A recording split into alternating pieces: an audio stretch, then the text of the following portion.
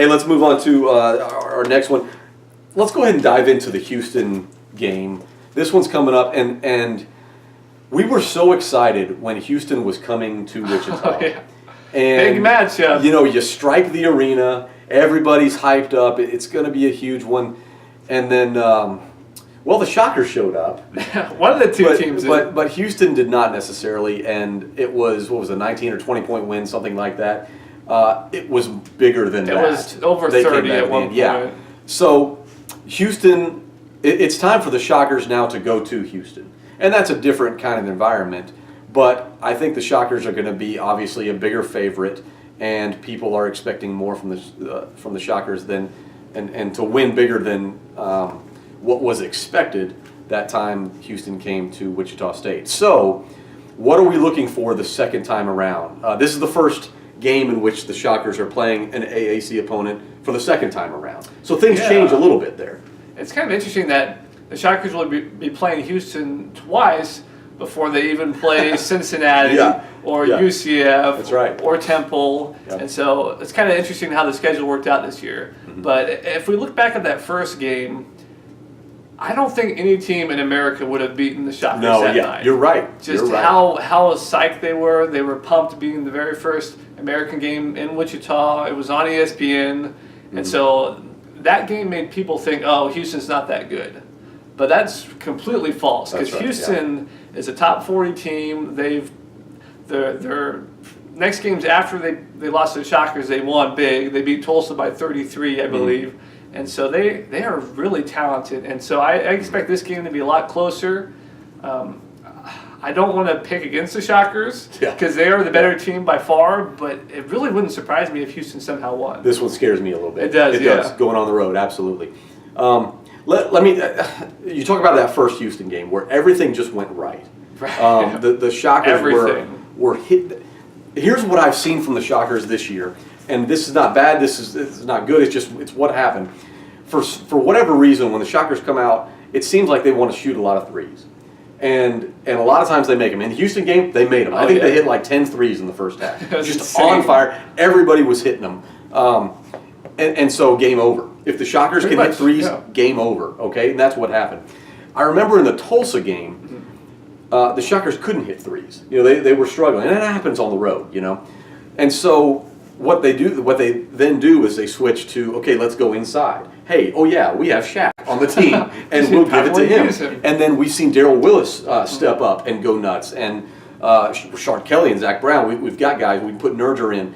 We've got guys down low, especially with our depth, that can dominate. And so that seems to be the second approach. Okay, we can't hit threes. Okay, let's go down low and dominate there. In the Tulsa game, they couldn't hit threes, and then the referees decided you're not allowed to touch anybody. And there was no inside game then because the fouls were being called so often. People were in foul trouble. You could not jockey for position. The fouls weren't coming when they had the ball. It was when Shaq or Willis or whoever was trying to gain position to be able to post up and get the ball. The fouls were already being called then. So then what do you do? Well, the Shockers had some depth, you know, and were able to win that game in Tulsa off of that. What happens if the Shockers go on the road, can't hit threes, and someone gets in foul trouble? And could you see that taking place? So, you know, we know against Houston they hit the threes. Could they do that again? It could. I mean, you were talking about sort of a perfect storm there for badness. It was. Where you can't hit threes and your big men are mostly out of the game because of foul trouble. I've seen that happen before, but I don't predict it to happen against Houston. But if it did, the Shockers would probably lose just because of how talented Houston is. And so I would like to see them try to throw it down to the big men to start off the game more. At the beginning. Yes. And so develop the post presence. And then pop it out for an open three. Yes. Instead of just being so dependent on it to begin with. That's how I see. You're a big fan of that. I'm a huge fan of that. It may not make sense. You look at the NBA today; it's a 3-point competition. Pretty much. And the Warriors win the 3-point competition every year, so that's what they do. And college basketball is a little bit like that too. It's even closer. So I get that. If you can shoot threes at, say, 40% or better, shoot the threes. And it saddens me that is effective, but it is. But no, I would like to see an establishment of an inside game where you can draw fouls on people, you can win at the free throw line, you can win just on ball possession, layups, that kind of thing. And then when a team makes adjustments and has to go down, then you devastate them from the perimeter. It doesn't always work perfectly like that, but we have the team for that. I think. We do.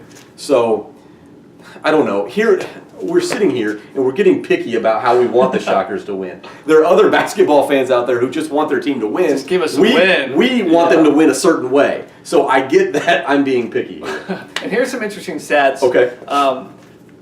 When I looked this up, I was surprised to see both Houston and Wichita State have the exact same three-point shooting percentage on the year. Wow. They're both shooting 40.8%, which is good for 21st in the nation. Okay. And the game in Wichita, Houston shot 26.7% from the three. Not good enough. And so this is kind of their bread and butter. They can do more than shoot threes, but they're very talented and very good at it. And so I'd expect that number to rise up in Houston. You always shoot better at home. Always shoot better at home. Yeah. And so Shockers are a tremendous defensive team, but I mean, you gotta be careful for those threes against Houston. Yeah, definitely.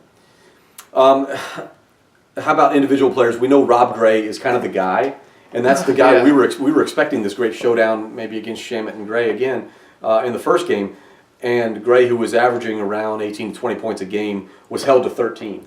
Yeah. And that was, the three-pointers were great, and then the Shockers dominated on offense, but holding their star player to 13 points was huge. Yeah, Zach Should we expect that again? What are we looking for?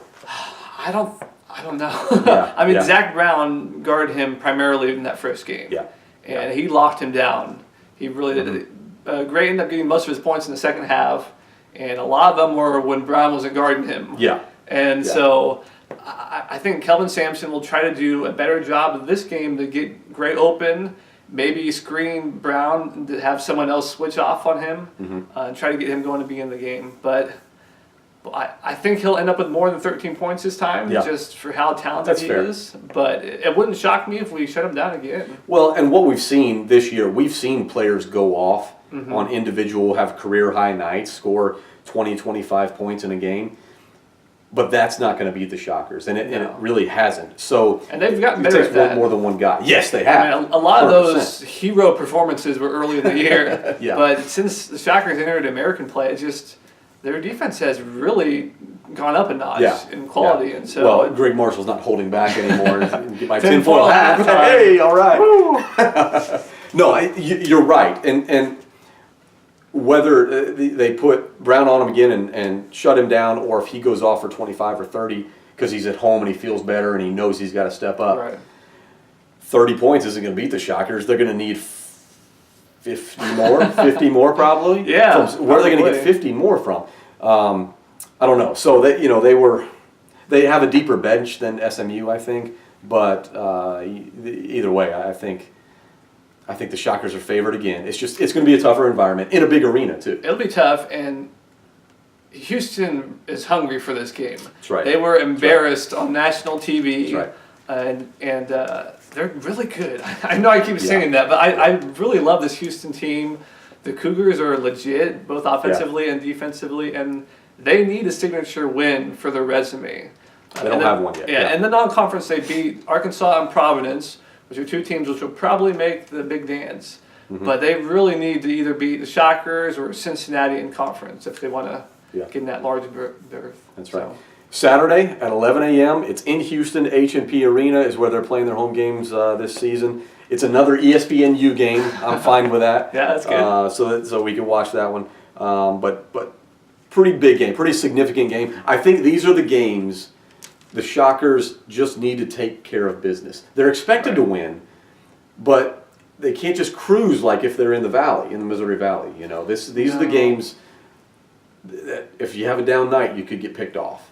Yeah, going at Houston is a little different than going at Bradley or at Indiana State. It's just it's a top 40 team that can beat you if you don't bring your A game. Big game Saturday, 11 a.m. Wichita State at Houston.